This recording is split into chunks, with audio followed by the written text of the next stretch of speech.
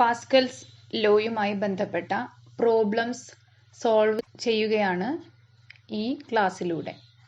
കഴിഞ്ഞ ക്ലാസ്സിൽ X, Y എന്നീ രണ്ട് സിറിഞ്ചുകൾ ആദ്യം ഒരുപോലത്തെ സിറിഞ്ചുകൾ ഉപയോഗിച്ചും പിന്നീട് ഡിഫറെൻറ്റ് ഏരിയ ആക്കി മാറ്റിയിട്ടും അവയിൽ അനുഭവപ്പെടുന്ന ഫോഴ്സുകളെ പറ്റിയുമായിരുന്നു നമ്മൾ ഡിസ്കസ് ചെയ്തിരുന്നത്. ഇന്ന് ഹൈഡ്രോളിക് ജാക്കിൻ്റെ പ്രവർത്തനം, the working of hydraulic Jack, ഇതാണ് ഡിസ്കസ് ചെയ്യാൻ പോകുന്നത്. എല്ലാവർക്കും ക്ലാസ്സിലേക്ക് സ്വാഗതം. Observe the figure 1.15. ഇവിടെ കൊടുത്തിട്ടുള്ളത് ഒരു ഹൈഡ്രോളിക് ജാക്കിൻ്റെ ചിത്രമാണ്. Here F1 is the force acting at the end X and F2 is the force acting at the end Y.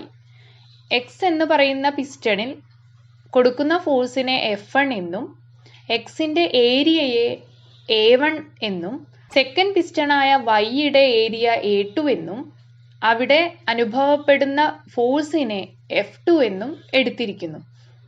Two different cylinders, that is two cylinders of different area of cross section filled with water are connected using a pipe.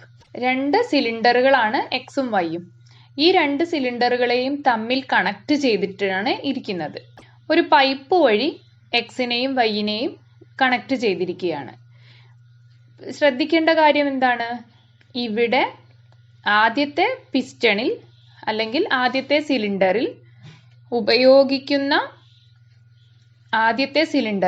Area of cross section എന്നത് കുറവും Y എന്ന സിലിണ്ടറിൽ area of cross section കൂടുതലുമാണ്.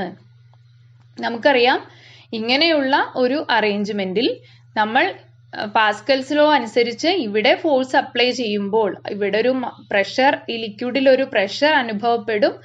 അത് ആ ലിക്വിഡിലൂടെ എല്ലായിടത്തേക്കും ഒരുപോലെ എത്തും. ഈ pressure എക്സിൽ അനുഭവപ്പെടുന്ന പ്രഷറും വൈയിൽ അനുഭവപ്പെടുന്ന പ്രഷറും ഒന്ന് തന്നെയാണെങ്കിലും വൈയുടെ ഏരിയ A2 എന്നുള്ളത് A1നേക്കാൾ വളരെ കൂടിയതായതുകൊണ്ട് F1 കുറഞ്ഞ ഫോഴ്സേ അപ്ലൈ ചെയ്തുള്ളൂവെങ്കിലും വൈയിൽ കിട്ടുന്ന ഫോഴ്സായ F2 വലിയ അളവിൽ ഉള്ളതായിരിക്കും. അതായത് എക്സ് എന്ന പിസ്റ്റണിൽ ചെറിയ ഫോഴ്സ് കൊടുക്കുമ്പോൾ വൈ എന്ന പിസ്റ്റൺ മുകളിലേക്ക് ഉയരുന്നു. മുകളിലേക്ക് ഉയരുമ്പോൾ അതിൻ്റെ മുകളിൽ എന്താണോ വെച്ചിട്ടുള്ള വസ്തു, ആ വസ്തുവിനെ അടക്കം അതിന് പൊക്കാനുള്ള അത്ര ഫോഴ്സ് അവിടെ ലഭിക്കുന്നു. We have to notice that the working of a hydraulic jack is based on the Pascal's law.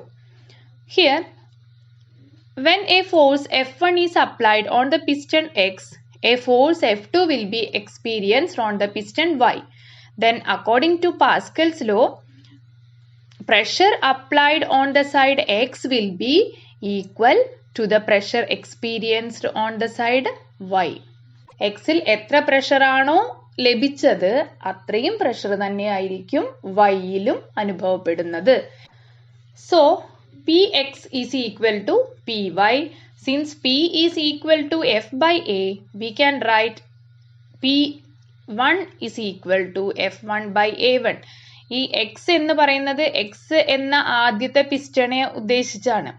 നമുക്കതിനെ Xന് പകരം എന്തും എടുക്കാം. 1, 2, അതായത് രണ്ട് പിസ്റ്റണിയും തിരിച്ചറിയാൻ വേണ്ടിയുള്ള സംഖ്യകളാണത്. അത് ആദ്യത്തെ രണ്ടാമത്തെ എന്ന അർത്ഥത്തിലാണിത് 1, 2 എന്നെടുത്തിട്ടുള്ളത്. അല്ലെങ്കിൽ നേരത്തെ പറഞ്ഞ കേസിൽ എക്സും വൈയും ആയിട്ടാണ് എടുത്തിരുന്നത്. അതുകൊണ്ടാണ് നമ്മളിവിടെ Px, Py എന്ന് പ്രഷറിനെ സൂചിപ്പിച്ചത്. F1 by A1 is equal to F2 by A2. Similarly, F2 is equal to A2 by A1 into F1. ഈ ഇക്വേഷൻസ് ഉപയോഗിച്ച് നമുക്ക് ഏത് പ്രോബ്ലം വേണമെങ്കിലും ചെയ്യാവുന്നതാണ്. ഈ ഇക്വേഷൻ്റെ ഒരു പ്രാധാന്യം എന്താണെന്ന് പറഞ്ഞാൽ, ഏതെങ്കിലും 3 ക്വാണ്ടിറ്റികൾ നമുക്കറിയുമെങ്കിൽ, ഇപ്പോൾ നമ്മൾ അപ്ലൈ ചെയ്യുന്ന ഫോഴ്സും രണ്ട് പിസ്റ്റൻ്റെയും ഏരിയകളും അറിയുമെങ്കിൽ രണ്ടാമത്തെ പിസ്റ്റണിൽ എത്ര ഫോഴ്സ് കിട്ടും എന്നുള്ളത് നമുക്ക് കാൽക്കുലേറ്റ് ചെയ്യാൻ ഈ ഇക്വേഷൻ ഉപയോഗിക്കാം. അതുപോലെ F1 വേണമെങ്കിൽ F2 അറിയുമെങ്കിൽ F1 കാൽക്കുലേറ്റ് ചെയ്യാനും ഈ ഇക്വേഷൻ ഉപയോഗിക്കാം. പാസ്കൽസ് ലോയുടെ നേരത്തെ കാണിച്ച ഫിഗർ ആണ് ഇവിടെ വരച്ചിട്ടുള്ളത്. ഇതിൽ നിന്ന് നമുക്ക് ഇക്വേഷൻസ് ഡിറൈവ് ചെയ്യാം. F1 by A1 is equal to F2 by A2. Cross multiply ചെയ്താൽ എന്ത് കിട്ടും? F1 into A2. F1 is multiplied by the denominator of the RHS, right hand side. So F1 is multiplied with its opposite A2, term A2, and F2 is multiplied by its opposite term on the other side of the equation. അതായത് F1നെ A2 കൊണ്ടും F2നെ opposite ഉള്ള A1 കൊണ്ടും multiply ചെയ്യുന്നു. Cross multiplication നടത്തുന്നു. ഇതിൽ നിന്ന് A2 ആണ് നമുക്ക് കാണേണ്ടതെങ്കിൽ A2 is equal to A2നെ മാത്രം അവിടെ നിർത്തുന്നു. ബാക്കിയുള്ള F1നെ അപ്പുറത്തെ സൈഡിലേക്ക് F1നെ ഇക്വേഷന്റെ അപ്പുറത്തെ സൈഡിലേക്ക് കൊണ്ടുപോകുന്നു. F2 into A1 by F1. അങ്ങനെ A2 കാണാൻ നമുക്ക് ഈ ഇക്വേഷൻ ഉപയോഗിക്കാം. ഇതുപോലെ അടുത്ത ഇക്വേഷൻ രൂപീകരിക്കാം. F1 by A1 is equal to F2 by A2. Cross multiply ചെയ്യുന്നു. F1 into A2 is equal to F2 into A1. F2ഉം A1ഉം നമുക്കറിയാം. നമുക്ക് എന്ത് കാണണം? F2 കാൽക്കുലേറ്റ് ചെയ്യാനുള്ള ഇക്വേഷൻ ആണ് നമ്മൾ ഡിറൈവ് ചെയ്യുന്നത്. അപ്പോൾ F2നെ മാത്രം അവിടെ നിർത്തുന്നു. A1നെ നമ്മൾ ഇക്വേഷന്റെ ഈ ഭാഗത്തേക്ക് അപ്പുറത്തെ സൈഡിലേക്ക് എടുക്കുന്നു. F1 into A2 by A1 എന്ന് നമുക്ക് ആൻസർ കിട്ടുന്നു. അതായത് F2 is equal to F1 into A2 divided by A1. ഈ ഇക്വേഷൻ ഉപയോഗിച്ച് F2 കാണാം. ഇപ്പൊ നമുക്ക് രണ്ട് ഇക്വേഷൻസ് കിട്ടിക്കഴിഞ്ഞു. A2 കിട്ടി, F2 കിട്ടി. ഇനി നമ്മൾ അടുത്ത ഇക്വേഷൻ കൂടി ഡിറൈവ് ചെയ്യാൻ വേണ്ടി പോകുന്നു. F1 by A1 is equal to F2 by A2. Cross multiply ചെയ്യുന്നു. F1 into A2. F1നെ A2 കൊണ്ട് മൾട്ടിപ്ലൈ ചെയ്തു is equal to F2നെ A1 കൊണ്ട് മൾട്ടിപ്ലൈ ചെയ്തു. F2 into A1. ഇനി എന്താണ് നമുക്ക് കാണേണ്ടത്? A1നുള്ള ഇക്വേഷൻ ആണ് നമ്മൾ എഴുതാൻ പോകുന്നത്. അതുകൊണ്ട് A1 ഉള്ള ടേമിനെ അവിടെ നിർത്തി ഇപ്പുറത്തെ സൈഡിൽ ഇക്വേഷന്റെ സൈഡിൽ ഫസ്റ്റ് ലെഫ്റ്റ് ഹാൻഡ് സൈഡിലുള്ള F1 into A2 അതുപോലെ ആ സൈഡിൽ നിർത്തി A1ന്റെ അടുത്തുള്ള F2 എന്ന ടേമിനെ ഇക്വേഷന്റെ ഈക്വൽ ടു സൈനിന്റെ ലെഫ്റ്റ് സൈഡിലേക്ക് കൊണ്ടുവന്നു. A1 എന്ത് കിട്ടി? A1 is equal to F1 into A2 by F1 into A2 by F2. അങ്ങനെ F1 കാണാനുള്ള equation F1 is equal to F2 into A1 by A2. ഈ ഇക്വേഷൻസ് ഒന്ന് സയൻസ് ഡയറിയിൽ എഴുതി വെക്കണം. ഇത് കാണാതെ പഠിക്കേണ്ട ആവശ്യമില്ല. F1 by A1 is equal to F2 by A2 എന്ന റിലേഷനിൽ നിന്ന് രൂപീകരിച്ച ഇക്വേഷൻസ് ആണ് ഇതെല്ലാം. F1 കാണാൻ പറഞ്ഞാൽ F1 is equal to F2 into A1 by A2 use ചെയ്യാം. F2 ആണ് കാണേണ്ടതെങ്കിൽ F1 into A2 by A1 use ചെയ്യാം. A2 ആണ് കാണേണ്ടതെങ്കിൽ F2 into A1 by F1 use ചെയ്യാം. A1 ആണ് കാണേണ്ടതെങ്കിൽ F1 into A2 by F2 use ചെയ്യാം. You must have heard the term hydraulics. Hydraulic machines are machines that use liquid fluid pressure to do simple work. According to Pascal's law, the pressure applied to an enclosed incompressible fluid is transmitted equally to every part of the fluid. Here is a model of a simple hydraulics that uses this principle. It is a simple U-shaped tube which has two arms and they are closed by two leak-proof pistons. Now the two arms have different area of cross-section. One arm has greater area of cross-section than the other. A2 is greater than A1, where A2 and A1 are the area of cross-sections. Now, if we apply force F1 to the left piston, then it will create pressure which is P1 is equal to F1 by A1. This pressure is transmitted equally to the other piston. Here in the second piston, it will be P2 is equal to F2 by A2.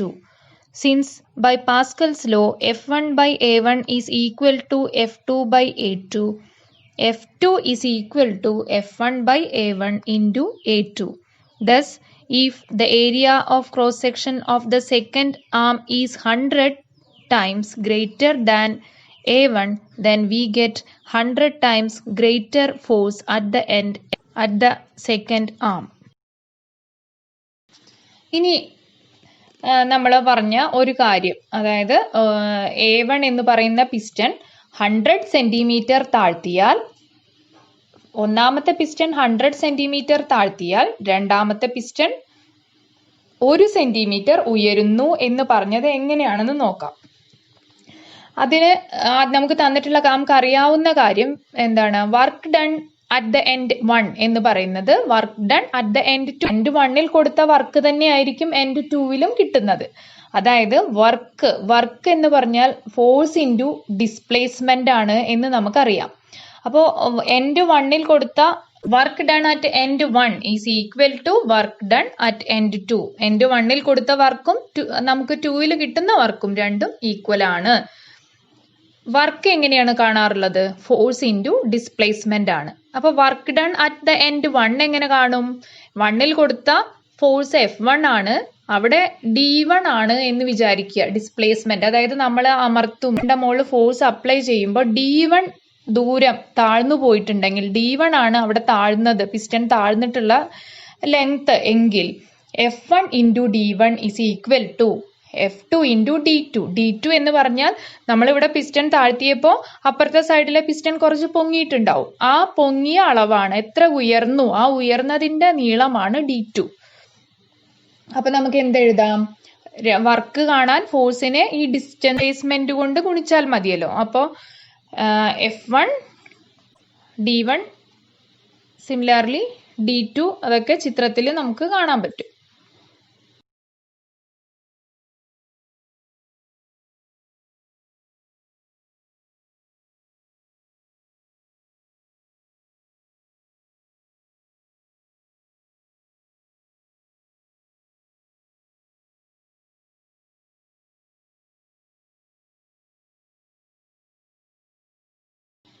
ഇനി F1 into D1 is equal to F2 into D2. ഇത് എവിടുന്ന് കിട്ടിയതാ? ഇത് വർക്കുകൾ തുല്യമായതുകൊണ്ട്, work done രണ്ട് സൈഡിലും equal ആയതുകൊണ്ട് നമ്മൾ എഴുതിയതാണ്.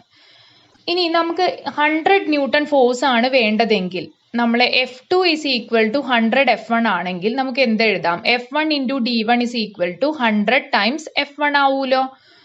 നമ്മൾ സബ്സ്റ്റിറ്റ്യൂട്ട് ചെയ്യാൻ പോവുകയാണ്. അതായത് F2 എന്ന് പറയുന്നത് 100 ടൈംസ് F1 ആണ്. രണ്ടാമത്തെ പിസ്റ്റണിൽ നമുക്ക് കിട്ടേണ്ട ഫോഴ്സ് എന്ന് പറയുന്നത് ആദ്യത്തെ പിസ്റ്റണിൽ കൊടുത്തതിന്റെ 100 മടങ്ങാണ്. അപ്പൊ F2 is equal to 100 F1 ആയിരിക്കുമല്ലോ. നമുക്കിത് സബ്സ്റ്റിറ്റ്യൂട്ട് ചെയ്ത് നോക്കാം. F1 into D1 is equal to F2 into D2 എന്തായിട്ട് മാറും? F2ന് പകരം 100 F1 കൊടുത്തു നോക്കാം. 100 F1 ഇൻറ്റു D2. രണ്ടിലെയും F1ന്റെ ടേംസ് ക്യാൻസൽ ചെയ്ത് കളഞ്ഞാൽ ബാക്കി എന്താ ഉള്ളത്? D1 is equal to 100 D2. അതായത് D1 എത്രയാണ്? D2ന്റെ 100 മടങ്ങാണ്. അപ്പൊ D2 എന്ന് പറയുന്ന രണ്ടാമത്തെ പിസ്റ്റണിൽ ഉയരുന്ന നീളമാണ്. എത്ര ഉയർത്തണം? ഇപ്പൊ കാറിനെയാണ് നമുക്ക് ഉയർത്തേണ്ടതെങ്കിൽ എത്ര ഉയർത്തണം, അതിനെ എത്ര ദൂരം ഉയർത്തണം, അതിനനുസരിച്ച് വേണം നമ്മൾ ഒന്നാമത്തെ പിസ്റ്റൺ താഴ്ത്താൻ. ആ താഴ്ത്തേണ്ട നീളം എങ്ങനെയായിരിക്കും? D1 ഈസ് ഈക്വൽ ടു, ഇപ്പൊ D2 എന്ന് പറയുന്ന 1 സെന്റിമീറ്റർ ആണെന്ന് വിചാരിക്കുക. ഇപ്പൊ D2 രണ്ടാമത്തെ പിസ്റ്റണിൽ 1 സെന്റിമീറ്റർ ഉയർത്തണമെങ്കിൽ, രണ്ടാമത്തെ പിസ്റ്റണിനെ 1 സെന്റിമീറ്റർ ഉയർത്തണമെങ്കിൽ D2 is equal to 1 centimetre ആണെങ്കിൽ D1 എത്രയായിരിക്കും? D1 is equal to 100 into 1, അതായത് 100 സെന്റിമീറ്റർ. അതായത് 100 സെന്റിമീറ്റർ D1 ആയാലേ D2 1 സെന്റിമീറ്റർ എന്ന് കിട്ടുന്നത്. അതായത് 100 സെന്റിമീറ്റർ താഴ്ത്തിയാൽ, ഈ ആദ്യത്തെ പിസ്റ്റനെ 100 സെന്റിമീറ്റർ താഴ്ത്തിയാൽ രണ്ടാമത്തെ പിസ്റ്റനെ എന്ത് ചെയ്യാം? 1 സെന്റിമീറ്റർ പൊക്കാം. ഇത് എങ്ങനെ ആയിരിക്കുമ്പോഴാണ്? A2 എന്ന് പറയുന്നത് രണ്ടാമത്തെ പിസ്റ്റന്റെ ഏരിയ ഒന്നാമത്തെ പിസ്റ്റന്റെ ഏരിയനേക്കാൾ എത്ര വലുതാണ്? 100 ടൈംസ് കൂടുതലാണെങ്കിൽ ആണ് 1 സെന്റിമീറ്റർ ഉയർത്താൻ 100 സെന്റിമീറ്റർ താഴ്ത്തേണ്ടത്. ആദ്യത്തെ പിസ്റ്റനെ താഴ്ത്തേണ്ടത്. ഇനി പാസ്കൽസ് ലോ ഉപയോഗിച്ച് ചെയ്യുന്ന പ്രോബ്ലം ആണ്. ക്വസ്റ്റ്യൻ ഇവിടെ ടെക്സ്റ്റിൽ തന്നെ തന്നിട്ടുള്ള ക്വസ്റ്റ്യൻ ആണ് ചെയ്യുന്നത്.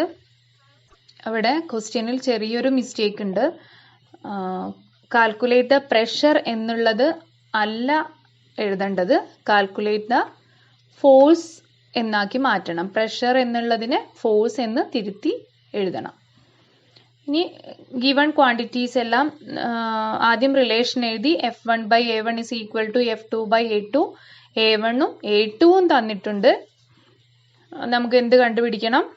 F2 കണ്ടുപിടിക്കണം. F1 തന്നിട്ടുള്ളത് 10 ന്യൂട്ടൺ എന്നാണ്. F2 is equal to എത്ര? സോ F2-നുള്ള ഇക്വേഷൻ എന്തായിരുന്നു?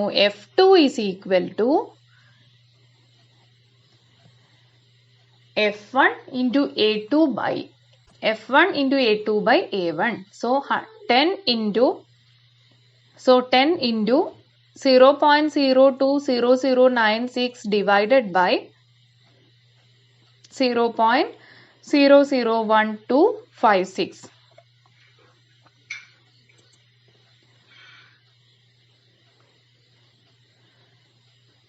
ഇവിടെ നമ്മൾ കാൽക്കുലേഷൻ ഡെസിമൽ പോയിന്റ് ഒഴിവാക്കുന്നതിന് വേണ്ടി മുകളിലും, അതായത് ന്യൂമറേറ്ററിനെയും ഡിനോമിനേറ്ററിനെയും 6 പൂജ്യങ്ങളുള്ള സംഖ്യ കൊണ്ട്, അതായത് ഇവിടെ നമുക്ക് ഡെസിമൽ പോയിന്റിന് ശേഷം 6 പ്ലേസ് ഉണ്ടെന്ന് കാണാം. 0.020096 6 സംഖ്യകളുണ്ട് പോയിന്റിന് ശേഷം. അതുകൊണ്ട് നമ്മൾ അത് ഒഴിവാക്കി പോയിന്റ് ഒഴിവാവാൻ വേണ്ടി ന്യൂമറേറ്ററിനെയും ഡിനോമിനേറ്ററിനെയും ഒരുപോലെ ഒരു സംഖ്യ കൊണ്ട് തന്നെ മൾട്ടിപ്ലൈ ചെയ്യുന്നു. അങ്ങനെ മൾട്ടിപ്ലൈ ചെയ്യുമ്പോൾ ആൻസറിൽ വ്യത്യാസമൊന്നും വരില്ല. 10 ലാക്ക് കൊണ്ടാണ് മൾട്ടിപ്ലൈ ചെയ്യുന്നത് മുകളിലും, അതായത് ന്യൂമറേറ്ററിനെയും ഡിനോമിനേറ്ററിനെയും. 10 ലാക്ക് ഡിവൈഡഡ് ബൈ 10 ലാക്ക് എന്ന് പറയുന്നത് എപ്പോഴും 1 ആണ്. അതുകൊണ്ട് 1 കൊണ്ട് മൾട്ടിപ്ലൈ ചെയ്തത് കൊണ്ട് അവിടെ ഒരു വ്യത്യാസവും സംഭവിക്കില്ല. എന്നാൽ നമുക്ക് പോയിന്റ് ഒഴിവായി കിട്ടുകയും ചെയ്യും, ഡെസിമൽ പോയിന്റ് മാറി കിട്ടുകയും ചെയ്യും. അപ്പോൾ 10 into 296 divided by 20096 divided by 1258. ഇനി നമ്മൾ 20096നെ 1256 കൊണ്ട് ഡിവൈഡ് ചെയ്താൽ മതി. അങ്ങനെ 16 എന്ന് കിട്ടും. ഈ 16നെ എന്ത് ചെയ്താൽ മതി? 10 കൊണ്ട് ഇവിടെ മൾട്ടിപ്ലൈ ചെയ്യുക. 10 into 16 answer will be 160 newton. ഇതുപോലെ ഒരു പ്രോബ്ലം കൂടി നമുക്ക് ചെയ്യാനുണ്ട്. ആ problem, the area of one end of a U-tube is 0.01 meter square and that of the other end is 1 meter square. When a force was applied on the liquid at the first end, the force experienced at the other end was 20,000 Newton. What was the force applied on the liquid at the first end? എന്താണ് calculate ചെയ്യേണ്ടത്? F1 ആണ് calculate ചെയ്യേണ്ടത്. എന്തെല്ലാം തന്നിട്ടുണ്ട്? A1 തന്നിട്ടുണ്ട്, A2 തന്നിട്ടുണ്ട്, F2 തന്നിട്ടുണ്ട്. നമ്മൾ എങ്ങനെ F1 കണ്ടുപിടിക്കും? നമുക്ക് ക്രോസ് മൾട്ടിപ്ലൈ ചെയ്ത് F1-നുള്ള ഇക്വേഷൻ എഴുതി F1 കാൽക്കുലേറ്റ് ചെയ്യാം. എങ്ങനെയാണ് ചെയ്യുന്നതെന്ന് നോക്കുക. ഇതുവരെ ചെയ്ത പ്രോബ്ലംസ് എല്ലാം നോട്ടിലേക്ക് എഴുതുക. പാസ്കൽസ് ലോ സ്റ്റേറ്റ് ചെയ്യാൻ പഠിക്കണം. അതുപോലെ പാസ്കൽസ് ലോയുമായി ബന്ധപ്പെട്ട് വർക്ക് ചെയ്യുന്ന ഡിവൈസുകൾ ലിസ്റ്റ് ചെയ്യാനും പഠിക്കണം.